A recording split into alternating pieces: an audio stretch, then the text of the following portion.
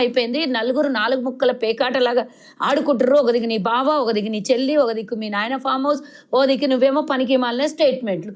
ఇది తప్పించి పనిచేయాలనే అసలు ఆలోచన లేదు, దాని మీద దృష్టి సారించవు. రేవంత్ రెడ్డి గారు ఉద్యోగాలు వేస్తే ఉద్యోగాలు మేమిచ్చిన నోటిఫికేషన్లు అంటావు. అప్పుడే మీకు గుడ్డిగాడిది పనులు దోమినారు. మీరు నోటిఫికేషన్లు ఇచ్చి ఉత్తర్వులు జారీ చేయడానికి, వాళ్ళకు నియామక పత్రాలు ఇవ్వడానికి అప్పుడు ఏం బీకినరో మాకు తెలియదు. కానీ మేము ఇచ్చినటువంటి ఉద్యోగాలన్నీ మాయే అంటారు. ఏమన్నా అంటే మళ్ళీ పక్కింటోనికి పుట్టిన వాళ్ళు మా పిల్లలు అన్నట్లు అని మా మీద విరుచుకుపడతారు.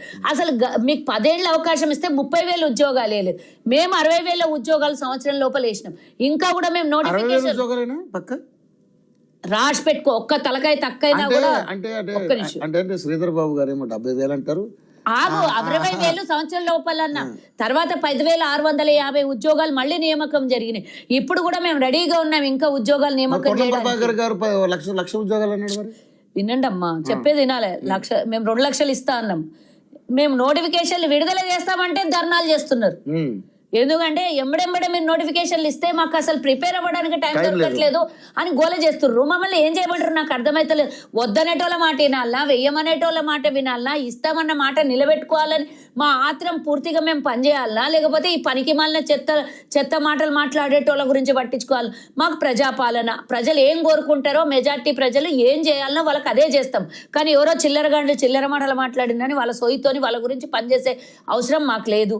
ఆల్రెడీ మీరు 10 ఏళ్ళు తెలంగాణను ముంచేసిండ్రు, తెలంగాణను నష్టాల పాలు చేసిండ్రు, తెలంగాణను సర్వనాశనం చేసిండ్రు. కాబట్టి ప్రజలు మిమ్మల్ని ఓడగొట్టి మమ్మల్ని ఆ స్థానంలో కూర్చోబెట్టారు.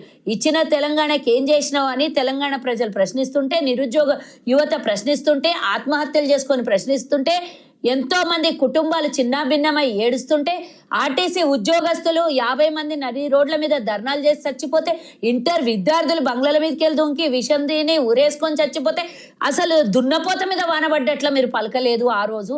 ఎన్ని రోజులు ధర్నా చేసినా, లేదంటే చివరి రోజు కొంతమందిని పిలిచి బిర్యానీ పెట్టిన పాపానికి పోయినావు. కానీ సమస్యల్ని పరిష్కారం ఏనాడూ చేయనటువంటి కేసీఆర్ ఈ రోజు వాళ్ళ నాయన ఏదో చేసిండని, తెలంగాణకు పొడిచిండని, తెలంగాణకు పొడిచిందల్లా 8,20,000 కోట్ల అప్పు పొడిచిండు తప్పించి తెలంగాణకు చేసింది ఏం లేదు. కాళేశ్వరం కథ కథమైపోయింది, ఫోన్ ట్యాపింగ్ ఆ కథ, ఓదికు కార్ రేస్ ఈ కథ, అట్లా రకరకాల కథలతోని వాళ్ళకి బ్రెయిన్ ఇల్కాటం ఏం లేదు.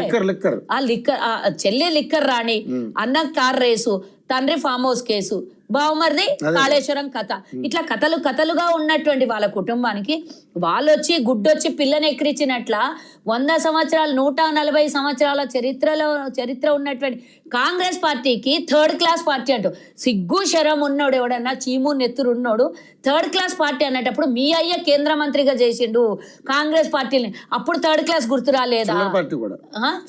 చిల్లరనని వాని బొందానని ఇంకేమన్నానని నేను ఒకటే వాడికి ఈ చిల్లరగానికి నేను చెప్తున్నా. వాడు ఉన్నాడే చిల్లరగాడు, చిల్లర మాటలు మాట్లాడతాడు.